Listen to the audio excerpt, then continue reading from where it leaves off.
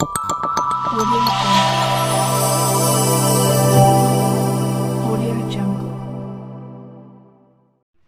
ವಿಶೇಷ ಚೇತನರ ವಾರ್ತೆಗೆ ಸ್ವಾಗತ. ಸ್ನೇಹಿತರೆ, ಗ್ರಾಮ ಪಂಚಾಯಿತಿ ಸಿಬ್ಬಂದಿ ಮತ್ತು ಆಶಾ ಕಾರ್ಯಕರ್ತರಿಗೆ ಸಂಬಂಧಪಟ್ಟ 2 ಸುದ್ದಿಗಳು ಇದೀಗ ಬಂದಿದೆ. ಅದನ್ನು ನಿಮಗೆ ತಿಳಿಸ್ತಾ ಹೋಗ್ತೀನಿ. ನಮ್ಮ ಚಾನಲ್ ನೋಡ್ತಾ ಇರೋರು ದಯವಿಟ್ಟು ಚಾನಲ್ ಸಬ್ಸ್ಕ್ರೈಬ್ ಆಗಿಲ್ಲ ಅಂದರೆ ಈಗಲೇ ಸಬ್ಸ್ಕ್ರೈಬ್ ಮಾಡಿಕೊಂಡು ಈ ವಿಡಿಯೋಗೆ ಒಂದು ಲೈಕ್ ಕೊಡಿ. ಪ್ರತಿದಿನ ವಿಶೇಷ ಚೇತನರ ವಾರ್ತೆಯನ್ನು ತಪ್ಪದೇ ವೀಕ್ಷಿಸಿ.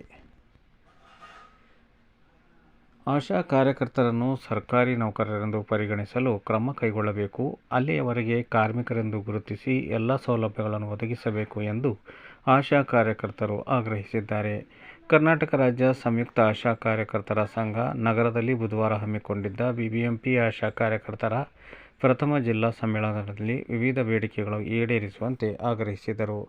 ಆಶಾ ಕಾರ್ಯಕರ್ತರಿಗೆ ಮಾಸಿಕ 15,000 ರೂಪಾಯಿ ವೇತನ ನಿಗದಿಪಡಿಸಬೇಕು. ಆಶಾ ಕಾರ್ಯಕರ್ತರಿಗೆ ನಗರ ಜೀವನಕ್ಕೆ ತಕ್ಕಂತೆ ಹೆಚ್ಚುವರಿಯಾಗಿ 2,000 ರೂಪಾಯಿ ವೇತನವನ್ನು ಬಿಬಿಎಂಪಿ ಒದಗಿಸಬೇಕು.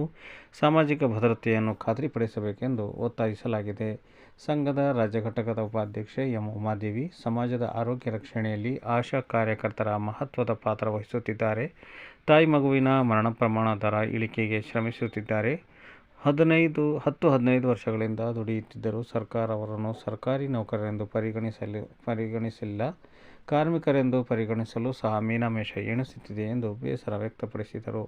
ಬಿಬಿಎಂಪಿ ಆಶಾ ಕಾರ್ಯಕರ್ತರ ಸಂಘದ ಉಪಾಧ್ಯಕ್ಷೆ ರಮ್ಯಾ ಟಿಸಿ, ಬಿಬಿಎಂಪಿ ಆಶಾ ಕಾರ್ಯಕರ್ತರ ಸಂಘದ ಜಿಲ್ಲಾ ಘಟಕದ ಅಧ್ಯಕ್ಷೆ ನಾಗಲಕ್ಷ್ಮಿ ಈ ಸಂದರ್ಭದಲ್ಲಿ ಹಾಜರಿದ್ದರು. ಮತ್ತೊಂದು ಸುದ್ದಿಯನ್ನು ನೋಡೋದಾದರೆ, ಗ್ರಾಮ ಪಂಚಾಯಿತಿ ನೌಕರರಿಗೆ ಕನಿಷ್ಠ ವೇತನ, ಉದ್ಯೋಗ ಭದ್ರತೆ ಭರವಸೆ ಹಿನ್ನೆಲೆಯಲ್ಲಿ ಅನಿರ್ದಿಷ್ಟಾವಧಿ ಧರಣಿ ಅಂತ್ಯಗೊಂಡಿದೆ.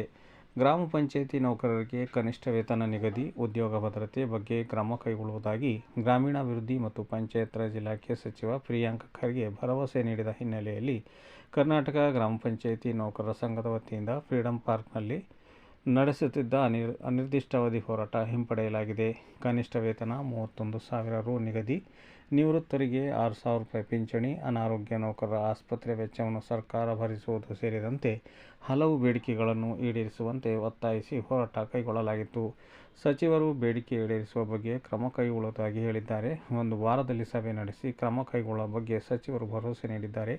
ಹೀಗಾಗಿ ಹೋರಾಟ ಸ್ಥಗಿತಗೊಳಿಸಿದ್ದು, ಕ್ರಮ ಕೈಗೊಳ್ಳದಿದ್ದಲ್ಲಿ ಸಚಿವರ ಮನೆ ಮುತ್ತಿಗೆ ಹಾಕುವುದಾಗಿ ಸಂಘಟನೆಯ ಪ್ರಧಾನ ಕಾರ್ಯದರ್ಶಿ ರಾಮಕೃಷ್ಣಪ್ಪ ತಿಳಿಸಿದ್ದಾರೆ ಎಂದು ವರದಿಯಾಗಿದೆ.